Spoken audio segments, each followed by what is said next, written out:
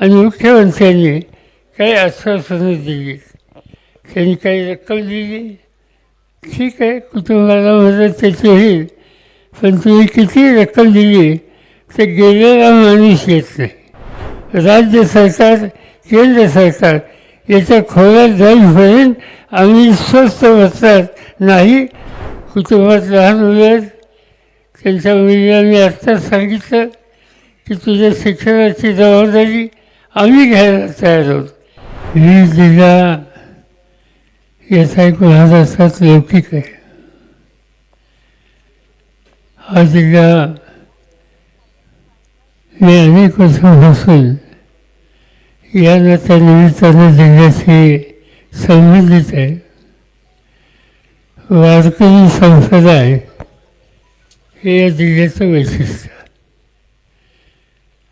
आणि वारकरी संप्रदायाचा विचार घेऊन आपलं आयुष्य जगणार आहे. दुष्काळ पडल्यास ते त्याला तोंड देणार आहे. महाराष्ट्राच्या साखर उद्योगाला हातभार देणाऱ्यांच्यासाठी कष्ट करणार आहे. कुणी आहेच हा प्रश्न विचारला तर वीरचा हा उल्लेख त्या ठिकाणी केला जातो. आणि अशा जिल्ह्यामध्ये जे काही घडलं हे कुणाला न फसणारं न सोसणारं अतिशय चमत्कारिक अशा प्रकारचं आहे. त्या तरुण सरपंचाची हत्या झाली. 15 वर्ष लोकांच्या माथी नेलं, त्या पदावर बसण्याचं काम त्यांनी केलं.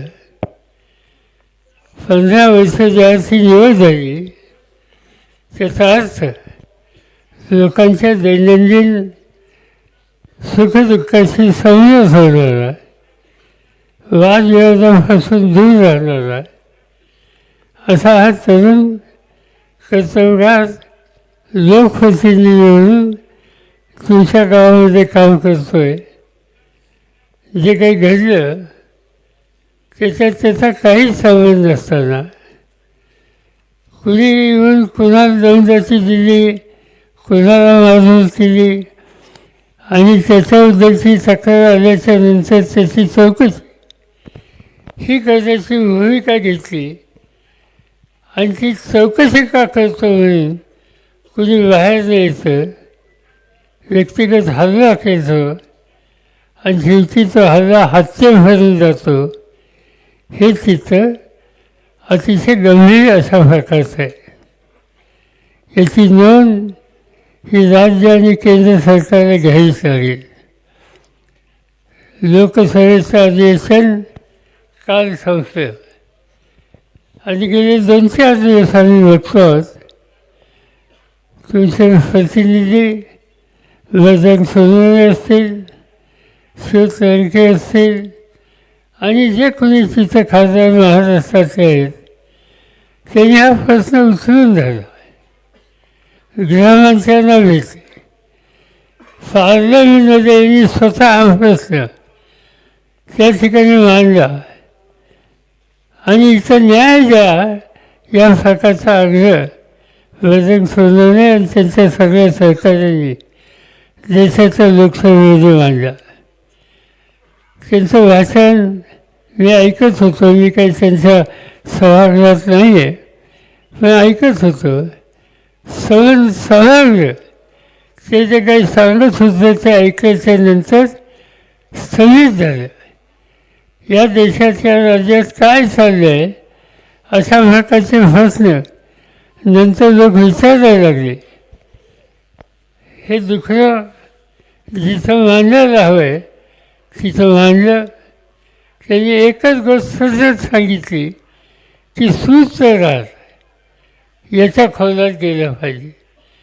आणि यांचे सगळे सुसंवाद कोणाकोणाशी झाले, तो टेलिफोनवर असेल आणखीन कशा असेल, ते सगळे त्याची जी काही माहिती आहे ती काढली पाहिजे, त्याच्या खोलात गेलं पाहिजे आणि त्यामधून वस्तुस्थिती ही सगळ्यांच्या समोर ही येईल हा आग्रह वजन सोनवणे लडके बाकीच्या सगळ्या सहकार्यांनी देशाच्या फार्लमेंटमध्ये केला आणि नेमकं हेच काम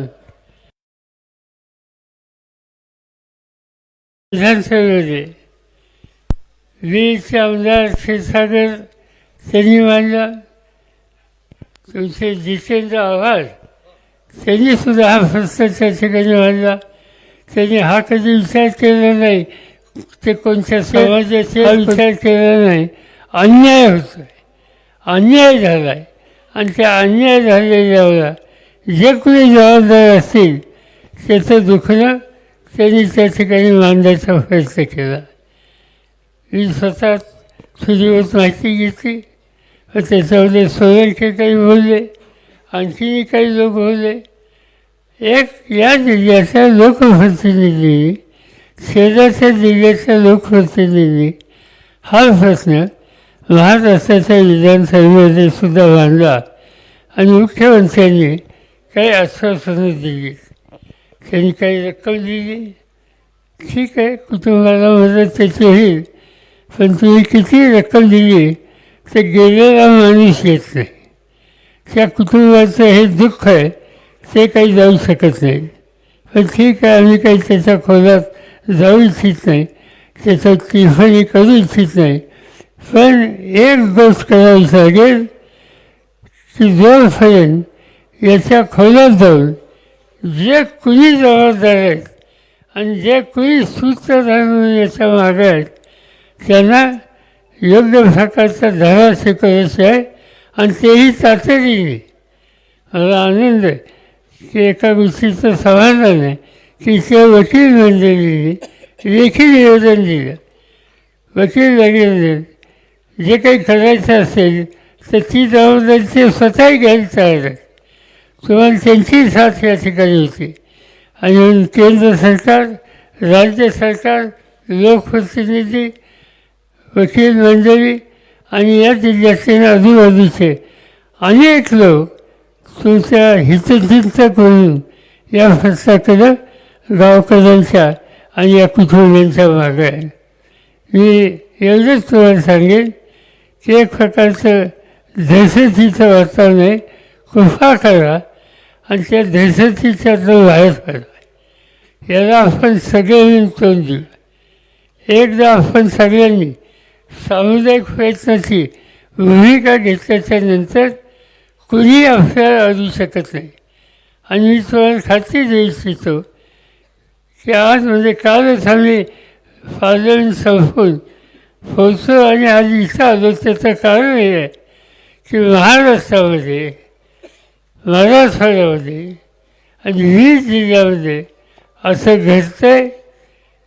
ही गोष्ट आम्हा कोणाला न शोभणारी आहे. याच्यातून न्याय हा दिलाच पाहिजे. जे दुःखी आहेत त्यांच्या दुःखाशी ते एकटे नाहीत, आपण सगळे आहोत हे वातावरण केलंच पाहिजे. आणि इथली स्थिती ही दुरुस्त कशी होईल याची काळजी आपण सगळ्यांनी घेतलीच पाहिजे. कुटुंबात लहान मुलं आहेत, त्यांच्या मुलीला मी आत्ताच सांगितलं की तुझ्या शिक्षणाची जबाबदारी आम्ही घ्यायला तयार आहोत. माझ्याकडे बारामतीला फार मोठी मुलींच्यासाठी शैक्षणिक सुविधा आहे. जवळपास 9 ते 10,000 मुली शिकतात. त्याच्यामध्ये आणखी एक मुलगी असेल, उद्या मुलगा येत असेल, त्यांचं पूर्ण शिक्षण आपण करू, त्यांना धीर देऊ, कुटुंबाला धीर देऊ. त्यांच्या मातोश्री आणि कुटुंबातले इतर घटक आहेत त्यांना आपण सगळे मिळून एक प्रकारचा आधार देऊ आणि हे सांगू की तुम्ही एकटे नाहीत, तुमच्या मागं हा सगळा आम्हा लोकांचा एक प्रचंड संख्येनं वर्ग आहे. आणि त्यामुळे न भिता या सगळ्या जे गेलं जे झालं ते तर आपण परत आणू शकत नाही, पण निदान धीर देऊ शकतो, आत्मविश्वास वाढवू शकतो. ते एकटे नाहीत ही भावना निर्माण करू शकतो आणि ते काम आपण सगळे मिळून करू एवढंच या ठिकाणी सांगतो.